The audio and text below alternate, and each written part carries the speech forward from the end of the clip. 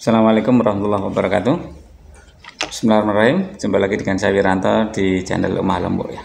Oke teman-teman, di waktu senggang, waktu rileks ya, waktu santai kita rehat sejenak dari aktivitas keseharian, saya akan sedikit sharing ke teman-teman tentang cuaca yang mulai panas ya teman-teman. Di bulan Mei ini di tempat kami sekitar hampir 2 minggu sudah tidak ada hujan, belum ada hujan ya. Sesuai dengan prediksi BMKG bahwa di bulan Mei ini kemarau sudah mulai datang.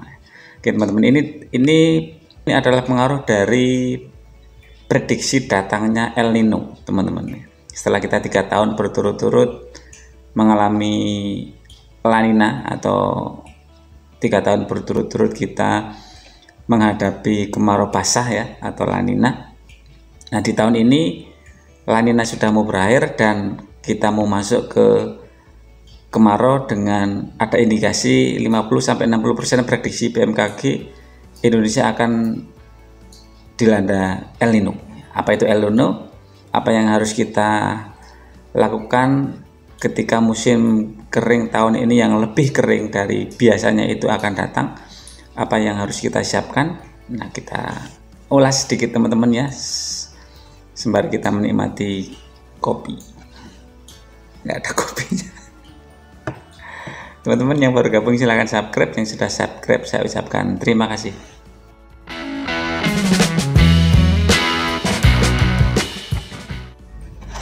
Oke teman-teman, kita bahas dulu apa itu El Nino dan apa itu La Nina ya. Jadi El Nino itu adalah satu suhu di mana suhu permukaan air laut di Samudra Pasifik atau di laut sebelah selatan Indonesia jauh sana itu agak sedikit menghangat, memanas, sehingga itu membuat awan yang ada di wilayah Nusantara itu akan menjadi mengering karena ada pemanasan suhu air laut di Samudra Pasifik ya.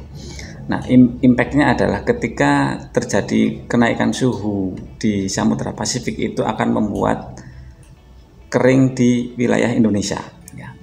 Nah ini yang akan membawa dampak kekeringan di wilayah Indonesia karena datangnya El Nino. Beda dengan 3 tahun yang lalu. Jadi 3 tahun yang lalu itu sesuai dengan rilis BMKG bahwa di Indonesia itu ada namanya La Nina. Beda dengan El Nino. Kalau El Nino adalah pemanasan suhu air laut, kalau La Nina adalah penurunan suhu air laut menjadi lebih dingin. Ketika suhu air laut menjadi lebih dingin, maka curah hujan akan semakin tinggi. Nah 3 tahun ke belakang, tahun 2020, 2021, dan 2022 itu adalah Indonesia ada La Nina, makanya kemarau tetap ada hujan ya.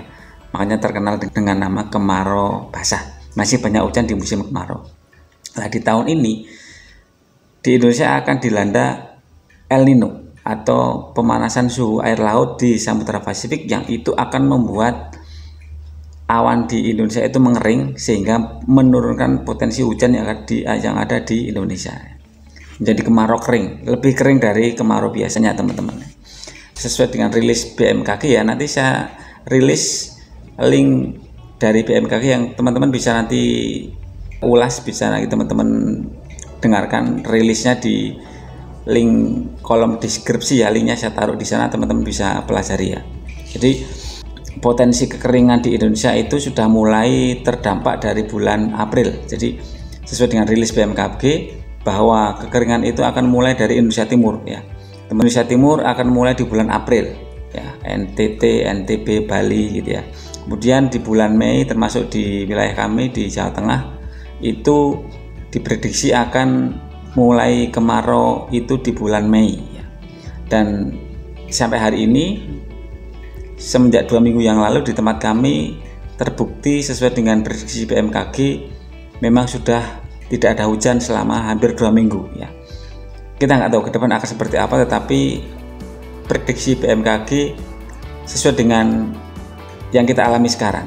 Jadi Mei ini di wilayah Jawa Timur, Jawa Tengah, sebagian Jawa Barat itu sudah mulai musim kemarau ya. Nah kemudian untuk Indonesia bagian Barat, Sumatera, Kalimantan itu mulai di bulan Juni untuk kemaraunya. Nah, kemudian prediksi BMKG juga bahwa kemarau itu akan berlangsung sampai dengan Agustus, bahkan bisa sampai dengan September, teman-teman ya. Jadi prediksi dari Mei, Juni, Juli, Agustus, bahkan bisa September itu kita akan mengalami kemarau yang cukup panjang ya. Beda dengan 3 tahun yang lalu yang kita masih dilanda La Nina, curah hujan masih tinggi, tapi di bulan ini, di tahun ini, mulai bulan April kita akan menghadapi kemarau panjang sesuai dengan prediksi dari BMKG. 50-60% potensi kering akan melanda Indonesia. Terus apa yang harus kita persiapkan, teman-teman ya? Sesuai dengan rekomendasi dari BMKG bahwa selama masih ada hujan di bulan ini, misalnya masih ada hujan, teman-teman ataupun kita sebagai petani itu harus pinter-pinter untuk bisa memanen hujan ya, memanen air yang ada di sekitar kita. Bisa teman-teman ada tampung air, embung, empang atau apapun untuk menampung air hujan yang bisa kita tampung, teman-teman, untuk menghadapi musim kering ya. Karena tanaman kita tidak akan bisa sehat, tidak akan bisa tumbuh dengan maksimal kalau tidak ada air. Ini potensi kekeringan yang akan melanda Indonesia itu nanti impactnya juga ke ketahanan pangan. Jadi kalau teman-teman tidak prepare seawal tentang bagaimana kita mengantisipasi datanya kemarau, akan repot ya. Jadi yang disarankan oleh BMKG adalah kita harus bisa pinter-pinter menghemat air, pinter-pinter menampung air, apapun sumber air yang ada di sekitar kita, dari selokan, dari parit, dari apapun, kita harus bisa menampung air untuk kebutuhan sarana pertanian kita ya, teman-teman. Itu yang harus kita persiapkan. Fakta yang sudah terjadi di lapangan, di tempat kami sudah 2 minggu tidak ada hujan, itu sudah mulai kering lahan di ladang, dan kebutuhan untuk kocor di tanaman juga wajib harus kita kocor. Sekali lagi bahwa kita harus prepare seawal tentang kebutuhan air bagi tanaman kita, teman-teman. Ya, teman-teman, ya, itu yang sedikit yang bisa saya sampaikan. Mudah-mudahan sedikit info ini bisa bermanfaat sembari kita istirahat di malam hari ya. Teman-teman, assalamualaikum.